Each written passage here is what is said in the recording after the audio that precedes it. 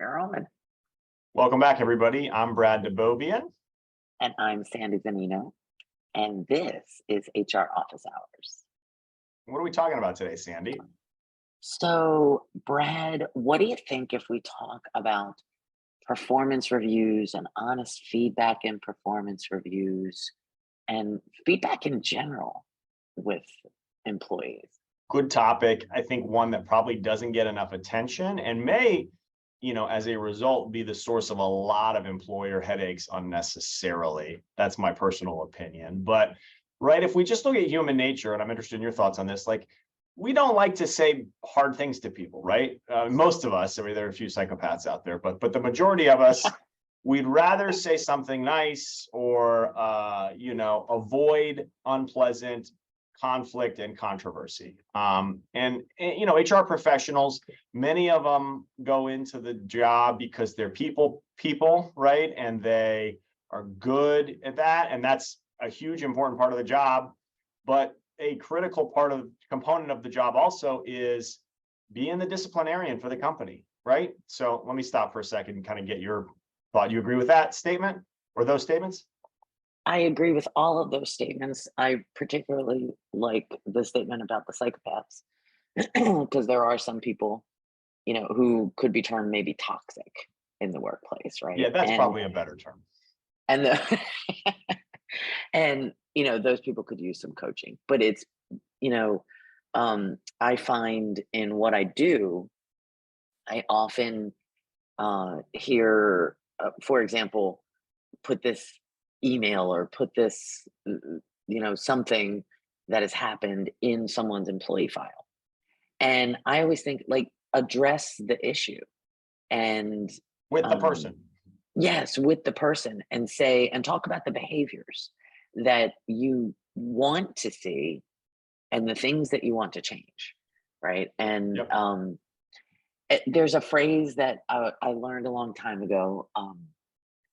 Say what you mean what you say, and don't be mean.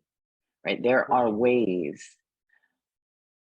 I believe that there are ways that supervisors, because it's your job as a leader to influence the behaviors of the people that you're leading.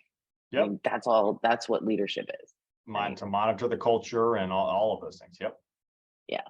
And so Brad, what do you think about, I know a lot of companies do employee reviews annually, semi-annually. What are your thoughts about reviews? Should they be 360? I have a lot of thoughts on it. Yeah. So these comments, I kind of have three points I like to make when we're talking about, whether it's a discrete disciplinary issue or sitting down at a review to go over a pattern of behaviors through a review period. And there's kind of three reasons why you absolutely have to be, honest and forthcoming with the person, the employee. First and foremost, you want to put them on notice of the issue, right?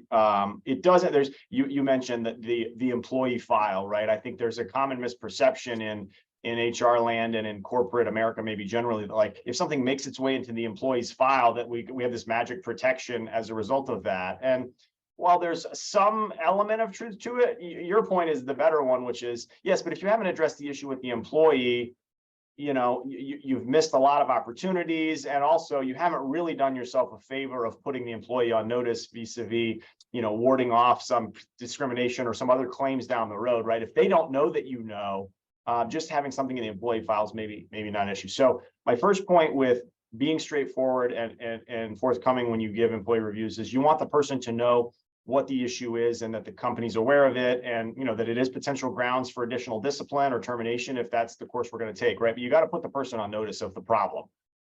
Two, and relatedly, we want to give them a legitimate opportunity to correct the behavior. I mean, assuming it's not an immediately terminable offense, right? If they don't know what they're doing wrong, how can they fix it, right? We sort of oftentimes, human nature, and we walk around with this fantasy that, like, well, they must know that behavior was wrong and they're going to do better next time, even though we've never had a course correction conversation with the person.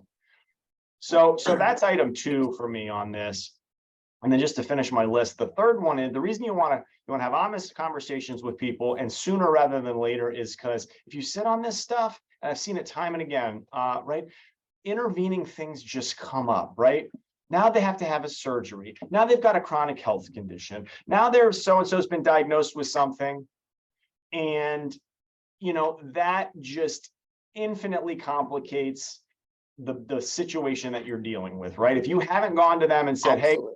we've got this problem, we need to address it. Not that I'm necessarily terminating you because of it, right? But whatever it is, now all of a sudden, if you want to loop back with them, well, they're going out for this surgery. We really need to get with them about this other problem they've been having. It's like, well, now that's not the time. The time Yep. was when you first discovered it. So give I the can't honest tell feedback. you. Yeah. I think that last one, especially, I can't tell you how many times this happens Yep. with me and the clients that I talk with. Well, today's not today to now talk about this issue that you've been having Yep. Exactly. Yeah. I so often get because the it's call. not a good Look, look. yeah, we've got this We talked. accommodation. We've got this accommodation request.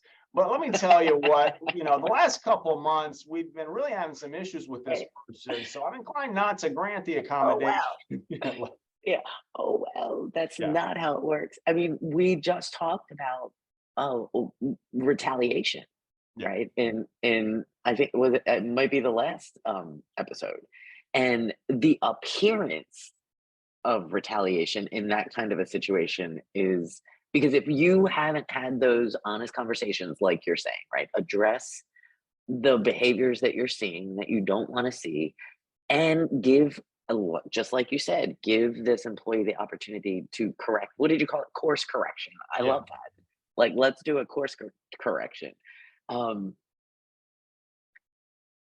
it's I've been in situations where it is, and you don't have that documented. Documentation is good, right? But it, it, I've been in a situation where there's no documentation, and it becomes employer's word against employee's word, and I think the employee always wins when there's no when eh, Yeah. it's I mean, just I say to my clients too, if it's, if we exactly what you just said, if we get in a situation where it's what you said versus what they said, of course, I don't know what a jury or a judge is going to do with that on any given day, but I don't want to find myself there. Right. So I sort of emphasize my 3 points, but you've touched on two additional ones that are, instrumental with any kind of commentary on discipline, which is documentation. Right, making sure that we don't just have the conversation, but we do need to document it, and that a conversation was had, and that can go in the personnel file. Now we've got something really valuable here. We right. we had a meeting, and maybe even have them sign off on it. That's great. And the other thing that's critical is obviously we want to use we want to discipline in an even-handed, fair, and treat everybody the same manner. Right, we're not gonna ride this person for an issue that we're giving somebody else a pass on. Yes, And each right. of You those have to probably remember that. could get their own episode of office hours, but I want to make it. And there is just a couple other things I want to say. One, I like agreements, right? I like when you have these conversations with your employees, you come to an agreement, right? Where from both sides. And that way you can, the next time, if it does continue, the behavior does continue, you can say, look, we agreed to this the last time we spoke, right?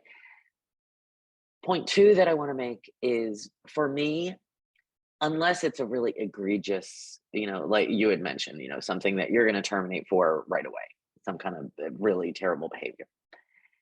When you're having a termination meeting, it's rare for me, the employees should know that this is the last meeting, Right, right? They should be on notice that if this happens again, right. We're done. this is it, right? So termination, I believe that termination normally should not be a big surprise to any employee. And the other point I want to make is, especially when I look at generations in the workforce, because I love looking at that and seeing where we're going, right? And we have in just like about a year and a half, it will be 64% millennial and Gen Z in the workforce, right? That's a big number. For me, these generations, and me myself, right? If I'm an employee, I want in the moment feedback. I don't want to have to wait 6 months to know how I'm doing, or a year Yep. to know how I'm doing. I kind of want verbal conversations like, are there things I could do better? I think many employees want to know, how they can improve, how they can get ahead, and what is my career path? Include all of those kinds of things in your conversations, I think is what I would say. Yep. Don't necessarily have to be this big formal, um, review process. Right. So anyway, Well, and I think that's just to pick up on that. I think that's a great uh, point too. It kind of goes with your comment about, look, a termination meeting shouldn't be a surprise. From my perspective, and we do annual reviews of our associates in my office, right? And really twice a year.